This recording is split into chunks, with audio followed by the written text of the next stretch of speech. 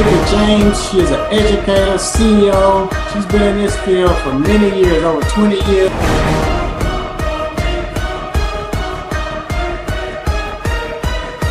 I've just always been someone that was willing to share knowledge and help people from the very beginning with the very little that I knew.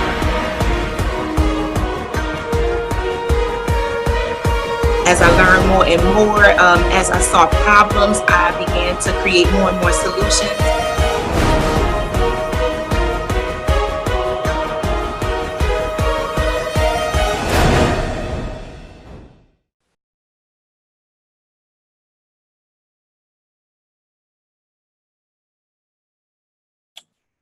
Welcome to another episode of the Millionaire Barber Mastermind group. Today we have Tomeka James. She is an educator, CEO. She has her own book. She's an author. She's been in this field for many years, over 20 years experience. She also has the Extension Expo, and she has a wealth of knowledge. I've been following her secretly for years. I first heard about her at the Bronner Brothers hair show years ago, although she does not know that, but that name rings a bell, Tomeka James. And our episode today is brought to you by none other than Stylist of Interest. So make sure you all go to stylistofinterest.com and purchase this book. Without further ado, Tomeka, tell us a little bit about yourself, who you are, tell the world who you are and what you do and how you got started.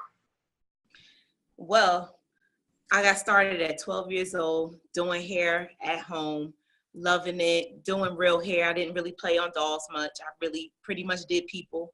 And I developed a passion for helping others. And it's just a natural knack that I have for this world. So I've just always been someone that was willing to share knowledge and help people from the very beginning with the very little that I knew. And I can say as I grew, as I traveled the world, as I learned more and more, as I saw problems, I began to create more and more solutions. So thus giving me the opportunity to create a few weaving techniques based on the needs of the personal clients that I've had.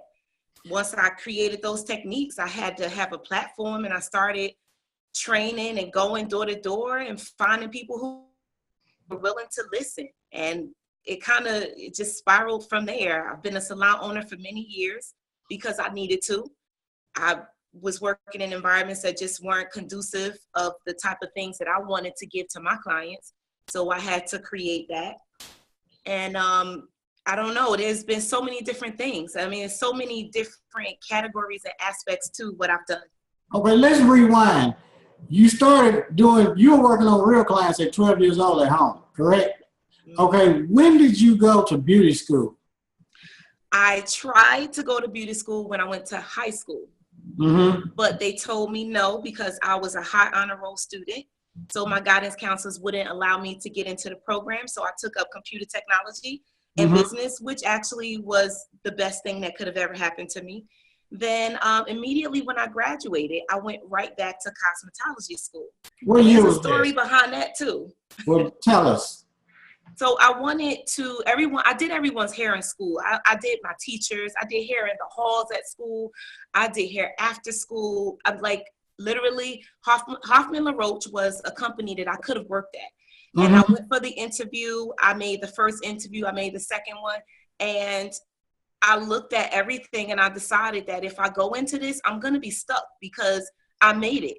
And I didn't want to be there, so I declined the fact that they said I could work there. And I continued to do hair. So anyway, my principal of my school knew how much I wanted to do hair and allowed me to enroll in the program as an adult at the high school. So I was able to go back and enroll as an adult for the duration of the day. And then they had a night school program for adults. So I literally went to hair school all day and all night. And I attained my license less than 10 months. So was it free since it was at the high school? It was $100, very close to free. $100. Okay, what year was this? In what year? That was in 94. 1994. Okay, so now you graduated from cosmetology school. Now what? Now, what were you doing while you were in cosmetology school? Because there are a lot of people that graduate from cosmetology school, they've been in the industry for 10, 20 years, and they still don't have clients. you had a full list, a full deck, booked solid before you even graduated from cosmetology school. So we need to know this, our viewers. Well, back then it was what I loved. So I made my own little business cards, you know, before I knew what I needed to do. Well, you know what? That's a lie. I kind of knew some things because when I was in high school, I was in an entrepreneurship program. So I was already able to get my sales and tax and use ID number. So I was able to go and purchase things. I was always selling something, always doing something, but I knew how to attract the attention of people that needed to hear about what I had to offer. So early on, I knew how to do that. So I would tell people about what I was doing, pass my cards out, share this with a friend, and they brought me more people. And that's really the secret sauce. You are good to your people, you do them right, and they will bring you more. But you got to ask for it, though. Okay, so you graduate from high school. What's next? I mean, you graduate from cosmetology school. Yes, I went on to work in a salon, a very upscale salon. But what was really crazy was that I worked there and I wasn't ready for that. I was 19 years old working in this salon where there were doctors and, you know, lawyers and people of that nature who were the clients. And I was a city girl. So the creativity that I had really didn't fit in where I was, even though back then they labeled me the weave queen. And when I look back, I'm like, wow, I didn't call myself the weave queen. I just loved doing weave at the time.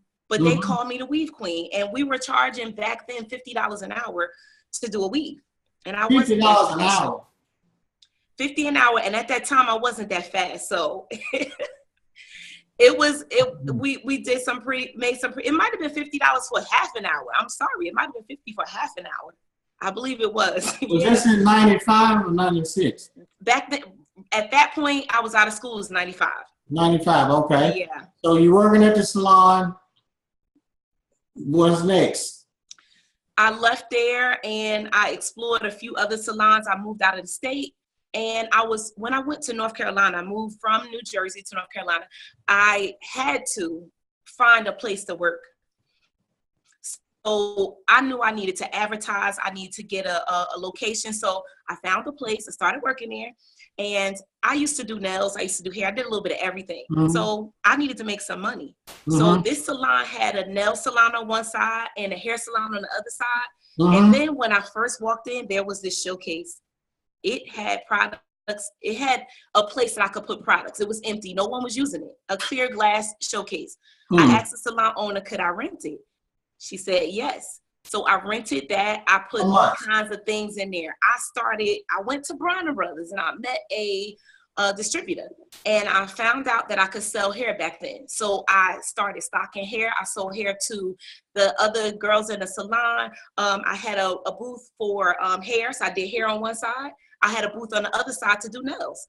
So I was busy and I put out ads, and instantly a girl from New Jersey working in North Carolina was instantly able to have a clientele. Now, how much were you in that glass case for? I don't remember. It was probably something like less than $100. May have been like $75 or something like that. $75 a month? I can't remember, but it wasn't a lot. But it was money out of my pocket, but I was willing to do it. But you were making money off that hair that you were selling. Yeah, I sold everything in there: hair, neck strips, nail polish, whatever I felt that people would walk past and purchase. It was in that showcase. How much money were you making from that showcase? I was making a pretty penny. I made the rent back. I made plus more. I had enough to restock, so I was doing well. Yeah. Okay, so you're at this new salon. You're doing hair. You're in the glass case selling. Keep going. Well, what was back then I was ready to start my family, and I ended up getting pregnant, having my first child, and I decided to move back to New Jersey because when I realized that my daughter had grandparents that I never was able to grow up with, she had all of her grandparents alive. So I was like, we need to go back to give her that family, that family feeling. So that's what I did. I moved back to New Jersey. And when I came back, had to find another place to work. So I found a nail salon that had a space in the back. It had 2 stations. So I started working there. What happened next was I needed an assistant. So I hired an assistant, and then I hired another stylist. So we're full. Then I look at this space. It's like a lot of space around me. So instead of leaving, I said to the salon owner, would I be able to put a few more stations in here and get some more girls to work? And the salon owner said, sure, why not? Now, this is an Asian owner. And so I'm just surprised by everything that's going on and everything that transpires. They say yes. So do you believe that this person did the build out for me? They did the build out. They did the build out for me. And I have now 5 stations. So I filled that up and we're rocking. We're busy. We're in the back of the nail salon. We have great exposure. Then about 4 years later, I said, you know what? We have outgrown this place. It's time to move. So I opened a second salon. So you opened a salon within her business? Yes. Okay. And then you opened your second salon? Yes. So the second salon, I will tell you guys, that was not fun. It was not fun having 2 salons open at the same time. So while, you know, the story may seem exciting at this point and everybody's excited for me, Tomeka has 2 salons, it wasn't fun. Running back and forth to pick up money, to drop off towels, to do little things that I was doing on a day-to-day basis in one location became very much tedious, and it was just not fun. So I split the staff up in hopes that we could build more staff on both sides, but I honestly couldn't take it. So it only lasted for close to a year. And then I just got to the point where I said, you know what, we're going to move all the staff to the new salon, which was larger. And I just continued to work there and built that out. Then I got there, started, so every staff member that I had, I trained. There was this special technique that we used to do, which was like this updo technique. And I remember going to Bronner Brothers one year. And it's funny that now I'm thinking about how much Bronner Brothers has inspired me. I went there and I saw one thing, and I took what I saw and I came back home and I changed it into this amazing updo that I began to teach every staff member that came on board. So eventually people came to us for this particular hairdo. So we were famous for doing these updos and famous for doing weaves. And it just was amazing. So fast forward, I know I could train my staff. So then I developed these techniques. First one was creating wigs. I really didn't want to have to wait for someone to do my hair. So I dreamt about it. I thought about it. How can I do my own hair without like working behind my head? So I developed this technique, which was creating a mold, which is something that allows you to take on the shape of the person's head and let them leave, have everything that you need to know, and create a custom unit without their presence. So you charge them to do this, and then you charge them to create the unit, and they pay for the hair. So I trained my staff, and then I said, I got to train other people. So I said, the only way to train other folks is to get out and go door to door. So I didn't have a base of stylists that I could, talk to. So right after that, I didn't do this but I created a group called Stylist and Salon Owners Network. And we met once a month, I'm sorry. And so we would meet, and, everyone knew what I did. Then more and more people would come to the group, and it turned into this club of women and men that just wanted more. So we would meet every month, and it was great. So then I would create an agenda. So that was just one thing. So back to the story about the styling and the creation of the technique. So I had a little bit of a base with some of those folks, because that kind of all happened around the same time. But I still needed to talk to some other folks. So I went door to door, going in salons with my little flyer. Hey, I have a class. I have something to offer you. So my class that I did, one of the first classes I did had like 2 or 3 people in it. But my second class had about 17 people, hands-on for 2 days, and it was great. How much were you charging? Well, that class was a little over $400. $400? Because they learned a bunch of techniques. Yeah. And you had 17 people? Uh-huh. So you made almost $7,000. Yeah. Right. So even though I was able to do it like that, I realized that I had to go door to door. It was a slow process. I needed to reach more people. So what I needed to do next was, only thing I could think of to duplicate myself was to create a video. So I found a videographer, created a video, and then I had to figure out how in the world am I going to get people to see this video outside of the present network that I have and, you know, the few folks that I know now. I needed to go to where the people were. So I went straight to Brown Brothers. What year was that? 2004. 2004, okay. Yes. So I went there. And I also went there because I had a taste of working at a trade show, because there was another lady who I was working with on some projects. She knew who I was in the industry, what I was doing, where I was going. And she had a booth at the show, but she had this important phone call she had to make. And she had been coaching me, and she knew I could kind of help her out. Mm-hmm. So the phone call, the conference call, was in the middle of the show that she was doing. So she said, well, can you cover the rest of the class while I go take this call? So I did. Everything worked out fine, perfect. And then she offered me to share the booth with her because of me helping her. So I brought a bunch of things. I brought, of course, literature about what I was already doing. In fact, I'm teaching classes, but this was a business class. Mm-hmm. So I knew that I could do it. I did it. And after that, I said, you know what? It's time for me to move forward. So that was where I developed more of the confidence that I needed to be able to go to Brown Brothers and do this again. So got started there, and it's been kind of going ever since. That was video number 1. What I knew for sure was that I couldn't go to Brown Brothers again, this huge show, with one video. Not gonna happen. So the next time around, I produced more videos. So I never stopped. So I'm on video number 40 now. Video number 40. 40. Now, so now you're doing all those on video number 40. What would you tell an up-and-coming stylist? Not even just an up-and-coming stylist. There are a lot of stylists now that don't have a lot of clients. How can they get more clients? Well, what's the secret? So the secret is do your work and do your best work. Have a great personality. Show that you care.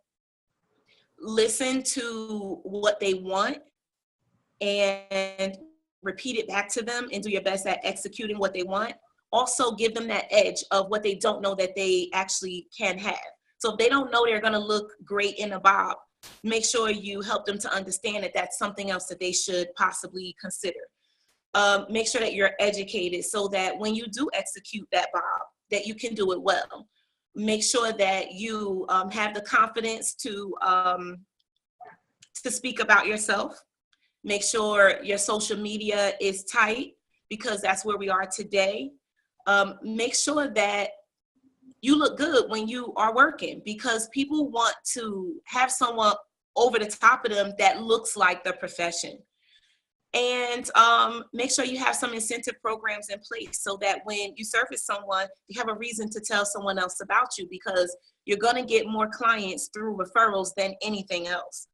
So those are some of the things that I could think of that are really important in regards to getting your clients. Everything that you know now, but you've been in the industry over probably 25 years now, if you could go back, what would you have done differently? Let's see. I pretty much have enjoyed the way things have gone. All right, I'll tell you this. Okay. The beginning of my story, I told you that I worked in this upscale salon. Right. I just might have stayed there longer, because what ended up happening was I chased my creativity. So I left an environment where the big bucks were to go to just be creative. So I think I needed to be creative, but if I could have maybe stayed there and found a space to utilize my creativity, maybe getting the salon owner to bring in more younger clients, so that I would have been more happy with the work that I was doing. And I still could have worked on those doctors and lawyers and things like that and still been able to make more money, because what happened was I left there and I was kind of chasing the fun part of it, where the money was already there. I left that, and then I ended up trying to get back to making that kind of money again. So, you know, I would say finding the best environment and staying there and working it out to make it make sense for you. Okay, now I've been following you for many years. Like I said, when I first heard about you at Bronner Brothers, and I knew you were not just a hairstylist. I always looked at you as a businesswoman. I didn't look at you as this woman working behind the chair, just slaving behind the chair, because you had all this other stuff going on. Almost like if you were in a wheelchair or if your hands got cut off, you still would be able to earn a living and make money. So what got you in that mindset or made you want to do that, become that entrepreneur, that businesswoman? Okay, well, I can go back to the part of my story where I took entrepreneurship classes. So I already understood that there were other ways to make money. I read a lot of books. I watch and love autobiographies. I love hearing other people's stories, because the more that we can, and just like what's happening right now, the more people can hear someone else's story and understand the things that they've been through and how it kind of went, it can inspire you to want to do more. I've always known, especially because I took business classes, that you don't physically have to stand there and work to be able to make money. I've always wanted to and desired to make money in my sleep. So I knew that that was something I needed to do. So I knew, you know, I needed to be able to have products online so people can just click and purchase them. I needed to be able to record the techniques that I'm doing so that someone can watch it at 1 a.m. if they choose to. I knew that there were a lot of things that could work for me without my presence. Okay. Now, I know you're on this digital world now, and a lot of stylists, they're not there yet. I just started probably back in 2014, 2013. So how did you get introduced to that digital world? Because I remember in 1999, there was a VHS tape at Barber Brothers when I was there, a clipper cutting tape. Then I went to the DVD, then the USB drive. Then I went digital. And a lot of stylists are not there yet. And I've been looking at everybody, been looking at them for the past few years, and they're still, I can count on one hand, the ones that are there that are digital now. And you're one of those. So tell us about that. Now, after you tell us, I'm going to share this screen, and I'm going to go to your Instagram page, and I want you to tell the world about that page too. Okay. So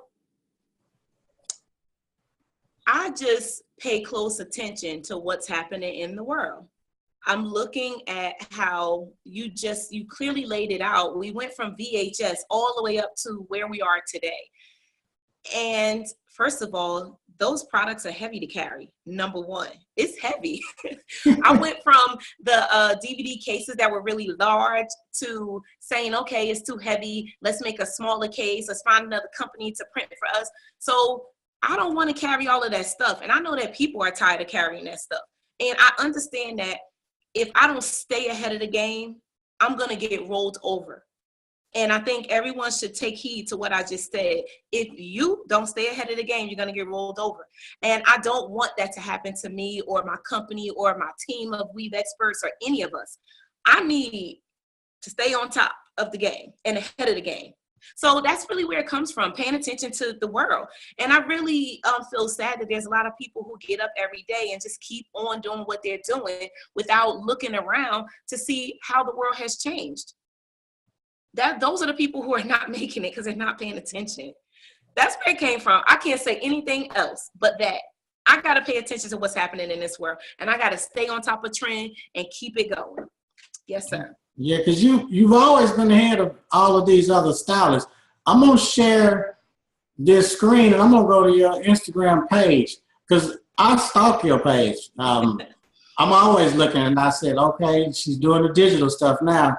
She's on this whole nother level. She done passed everybody else up. She's doing these online classes. Yes. Where she done took a videographer. He done videotaped her doing these weaves, these styles, and she done put it on a digital platform. Now people can take their cell phone, they can take Tomeka James' class, they can take out their credit card, put their credit card in, the money goes into Tomeka James' bank account. Close your eyes, everybody.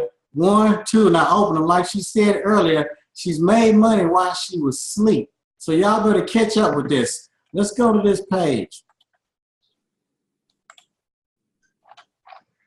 Can you see the screen?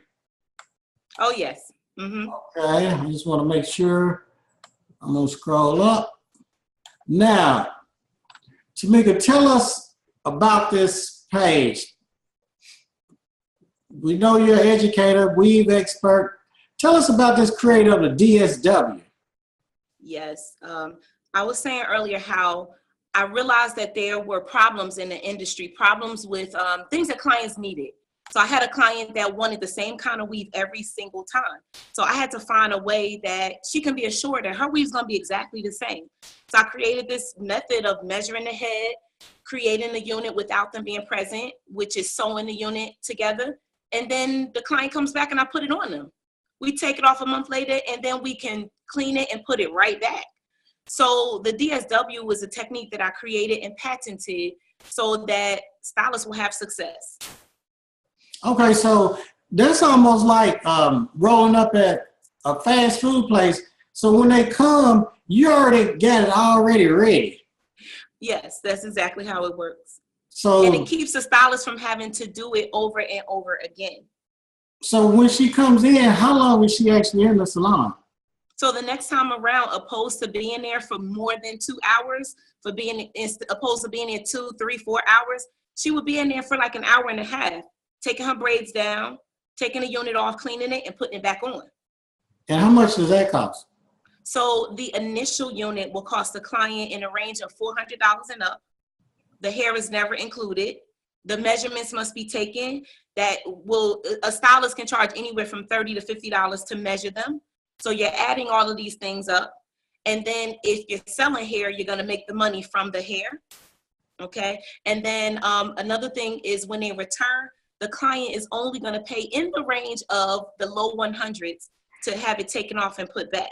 So this client is not buying new hair. They're not paying for a full weave again, which usually would be, more than $200 for the full weave. So they're gonna save money the next time around and save time and agony. Everyone's gonna save time and agony. So now how much does the hair cost that they buy? A range from what to what? Well, hair can come from many different places. If it's bought in the store, they may pay $30 a package or $40 or $50. But if they're gonna buy the Mika hair, that hair goes for starting at $130 per bundle. And it just depends on the length that they want. And they generally need 2 bundles to get a unit completed. So it's basically an investment because this hair is gonna last them for several months. Okay. So they really wanna get the good hair if they're smart. So they need 2 bundles, $130 each, so that's about $260. Now, and then to measure $30 to $40. Now this $400, what is that for? That's for creation of the unit. Okay, to creating the unit. So now they're at $660. They're at about $700 something right now. That's about right. Okay, now to make that $700, how long does it take to do that?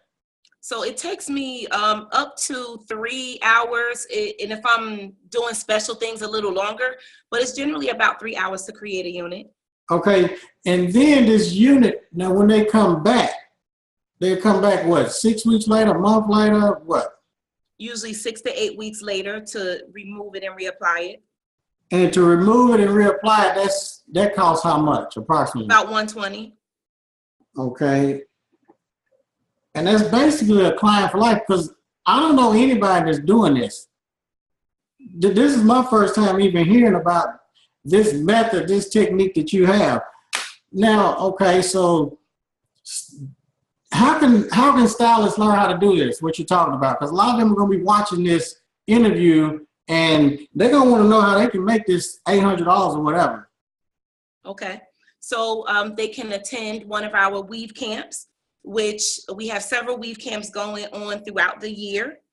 So this year we have 6 of them scheduled, and there is a weave camp for the DSW. So basically the weave camp, what happens is normally you take a class and you learn one technique and you go home, but the weave camp is for 2 days, and a DSW could be made for like the top of the head, for one that's thinner or balding, could be made for just the side, could be made for the middle as a mohawk, for just the back of the head. There's different shapes that you can make them in.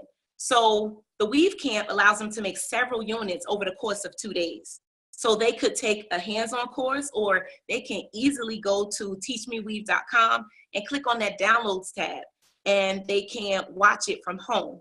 So that's one of the best things that they can do. Is that So on that that link there takes you right to our download store. So there is a location where there's over 70 items in there. And what we do in the download store is we put past webinars in there. So if I've done a webinar on business, which is a really big part of what we do, we got to know business. You can watch the past webinars there. You can watch videos of the techniques. Okay, walk me through some stuff. I'm on Instagram lurking. I see Tomeka James. I click on the digital link. Now I'm on this page. Mm-hmm. So you would determine what you want to see, or you're just going to simply scroll through.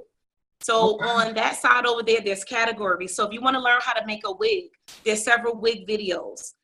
If you want to, we have a millionaire stylist package where we're helping you to become not a millionaire, it's a 6-figure. Mm-hmm. It's called 6-figure.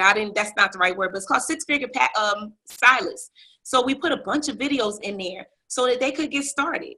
If they want to learn how to do wigs on a sewing machine instead of working with their hands, if they want to learn how to create their own ads opposed to paying other people to do ads for them, there's so much in there. So basically what I did was I dumped what I've learned over the years in here for people to just be able to click instantly and learn how to do it. I see there's one for creating your own webinar and creating your own website. Mm-hmm. You know, I've had several web developers that kind of gave me trouble. So I needed to learn how to do that stuff myself. As you see there's a Salon Forms book. Stylists need to be able to do consultations properly. So we have a consultation form in there that they would fill out and copy and give to the client so that they're not in trouble where they're telling the client $50 today and when they return, they say $75. It's all on the paper, you know? What's the most expensive product you have on here? It would be the videos for creating custom wigs on a sewing machine. Okay, that's right here. That's $120. Mm-hmm. Okay. So the physical video is more than that. So we put it in as a download for less than the physical, because people can get these products as a physical DVD too. Okay. Let's see. What's your best-selling product? One of the best sellers would be the DSW. Okay. And there's several of them. So there's different DSWs that they can get. The full DSW, the one for the top of the head, one for a client that's completely bald at the top. So we teach them how to make their own units so they don't have to order units from somewhere else. So this is like a university for stylists. Pretty much so, yes. Okay. Let me look at this. So let's go back to your Instagram page. Tell us a little bit about your Instagram page. Well, this is one of my Instagram pages, and I have actually been separating different things. So I recently created a page for just hairstyles alone that I've done. I created a page for Extensions Expo, the trade show that I have. There's a page for the Weave Experts team, because there's a team. So there's 25 team members that I train and send them all over the place. But here I put up wherever I'm gonna be, what's coming up next. I'm gonna be at the Bryan Brothers show doing look and learn and hands-on classes. I have a few courses that are coming up, where one in particular where it's called Succession. I'm going to just get with stylists who are ready to take their career to the next level. They're tired of standing behind a chair and they want to do something else, but they're not sure what that is. So I've done a little bit of everything. So I am one of the people that can help them succession over there on the right-hand side. And also what I do on my page is I give tips. So if there's something special that I do, I'm going to showcase it. Right here, we're showcasing that we have the new hairline, which is what I'm wearing on my head right now. Now, how So long we is have that? the new hairline. Yes? What'd you say?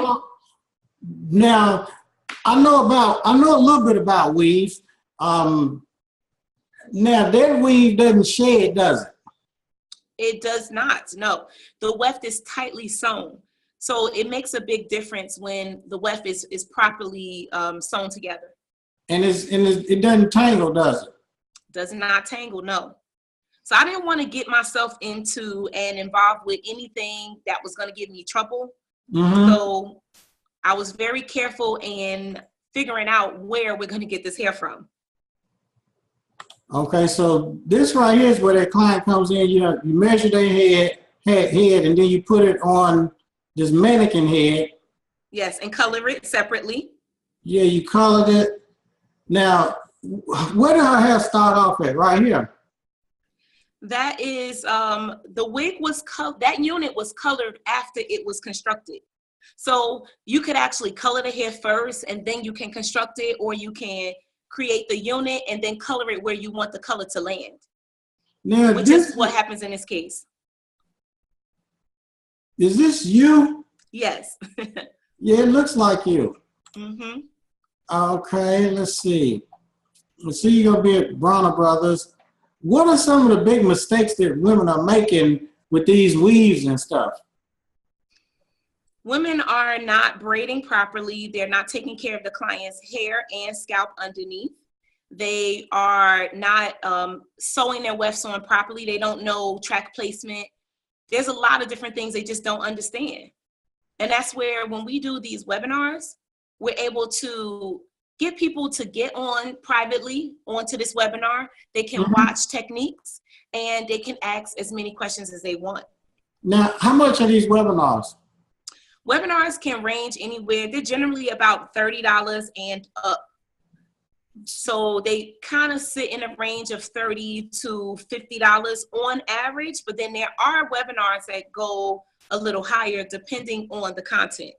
Okay. Now with these webinars, see, you like 10 years ahead of everybody. So a lot of stylists don't even know what a webinar is. They don't even know how to access a webinar. So can you walk them through basically how they can join a webinar from their smartphone, how it actually works? Okay, so they will go to our website, which is teachmeweave.com, and they would click on the webinars tab, and it will take them to the catalog of the webinars that are currently available. They simply click on, they put their first and last name in, their email, and they make their payment. Then it sends them a link to their email. Once they get the link in the email, they simply click it and they can join. And that's pretty much it. Now, if they register in advance, they will go back to that email on the day of the webinar and they will click that link. And if they have not already downloaded the app or whatever, if they haven't downloaded the app, which is how they actually watch it, it will send them to download the app. It's very seamless. It downloads it and then they log in and they're able to watch. And they can ask questions. They can type in their questions. So many different things they can actually do. And that webinar was at Teach Me what? Teachmeweave.com. Hold on, I want to go there. Okay.